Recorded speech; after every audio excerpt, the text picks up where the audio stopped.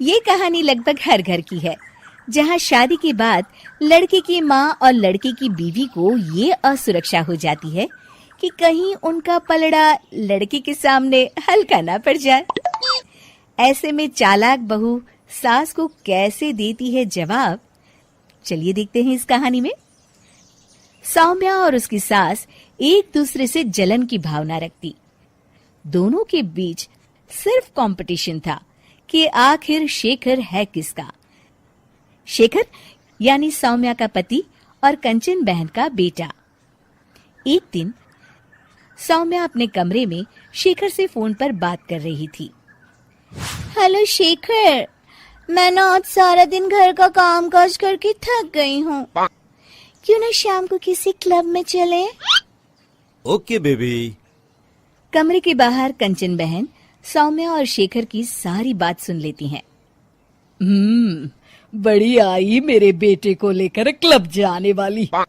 शाम को तो वो मेरे साथ मंदिर जाएगा। शाम को शेखर जल्दी वापस आता है और सौम्या भी शानदार ड्रेस पहनकर तैयार रहती है। अरे शेखर बेटा, अच्छा हुआ तुम आ गए। बेटा लगता है मेरी कमर में लचक पड़ गई है। हाय, मैं तो मर गई।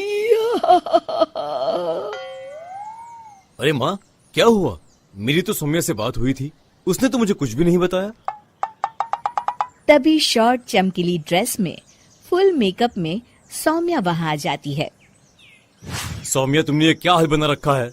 माँ की कमर लचक गई है। जल्दी चलो, हमें माँ को डॉक्टर के पास ले जाना है।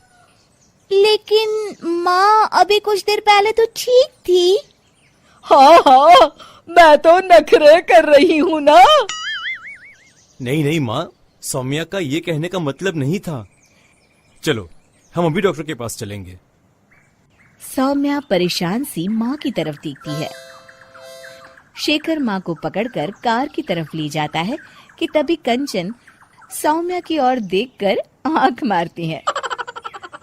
कंचन सौम्या की तरफ शरारती हंसी हंसते हुए कहती है, सौम्या बेटा, जरा खाने में कुछ चटपटा बना लेना। मैं शेखर के साथ डॉक्टर के बाद मंदिर जाऊंगी और हमें आने में देर हो जाएगी। शेखर और कंचन जैसे ही कार में बैठने जाते हैं, सौम्या वहां आ जाती है। शेखर, मुझे ना माँ की बहुत चिंता हो रही है। क्यों ना मैं भी आपके साथ चलूं? खाना मैं घर आकर बना लूंगी।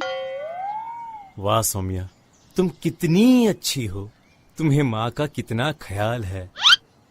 सौम्या कंचन की ओर देखते हुए, आखिर तुम्हारी माँ मेरी माँ भी तो है। अरे नहीं सौम्या बेटा, तुम परेशान ना हो। अरे माँ नहीं, सौम्या भी आपके ठीक होने तक परेशान ही रहेगी और उसका मन भी काम में नहीं लगेगा। चलो सौम्या, तुम भी साथ चलो। सौम्या पार्टी की ड्रेस में ही शेखर के साथ कार के सामने सीट पर सवार हो जाती है। कंचन रास्ते में कहती है, अरे शेखर, ये तो किसी चमत्कार से कम नहीं। क्या हुआ माँ? बेटा, मेरे कमर की लचक तो मानो गायब ही हो गई। सौम्या तो समझ चुकी होती है, लेकिन वो शेखर के सामने अनजान बन जाती है। माँ, ये तो सच किसी चमत्कार से कम नहीं। आपको तो ईश्वर का शुक्रगुजार होना चाहिए। शेखर, चलो हम माँ को सिविल लाइंस के हनुमान मंदिर ले जाते हैं। और देखिए ना, आज मंगलवार भी है। हाँ, क्यों नहीं। लेकिन सौम्या, मैं तो ऑफिस से सीधे यहाँ आ गया हूँ। मैंने तो हाथ मुंह भी नहीं धोए। मैं मंदिर कैसे जाऊंगा? कोई बात नहीं शेखर, मैं और माँ भगवान का शुक्रिया अदा कर आएंगे। चलो अच्छा ही है, ये मेरे साथ रहेगी और मैं मंदिर के भी दर्शन कर लूंगी। रही बात शेखर की, तो अच्छा ही है। अगर वो मेरे साथ नहीं तो इस सौम्या की बच्ची के साथ भी नहीं रहेगा। मंदिर के बाहर काफी भीड़ देखकर कंचन और भी खुश हो जाती है। दर्शन करने में कम से कम 2-3 घंटे तो लग ही जाएंगे। माँ, यहाँ पर तो काफी भीड़ है, यहाँ काफी वक्त लगेगा। चलो यहाँ कल आ जाएंगे। नहीं बेटा, मैं यहाँ से हनुमान जी का शुक्रिया अदा किए बिना नहीं जाऊंगी। वैसे भी मेरा आज सारा दिन का उपवास है, दर्शन करके ही मैं कुछ खाऊंगी बेटा। ये कहकर कंचन कार से उतर जाती है और सौम्या से कहती है, चलो सौम्या, दर्शन कर आए। माँ, मैं तो आपको बताना ही भूल गई, मैं ऐसे कपड़ों में मंदिर कैसे जा सकती हूँ? अरे सौम्या, मैंने तो ध्यान ही नहीं दिया। ये कपड़े तो काफी छोटे हैं, मंदिर में पहनकर जाना ठीक नहीं रहेगा। और बिना दर्शन किए माँ कुछ खाएगी नहीं। अब क्या करें? अरे करना क्या है, माँ दर्शन कर ले, हम यही कार में माँ का इंतजार करेंगे।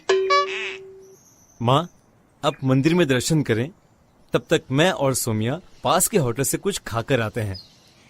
और हाँ, आपके लिए भी पैक करवा लेंगे। फिर क्या था, निराश चेहरा लिए कंचन मंदिर चली जाती है। सीख, चालाकी उतनी ही अच्छी है जिससे किसी को नुकसान ना पहुंचे, वरना कभी कभी ज्यादा चालाकी नुकसान का कारण भी बन जाती है।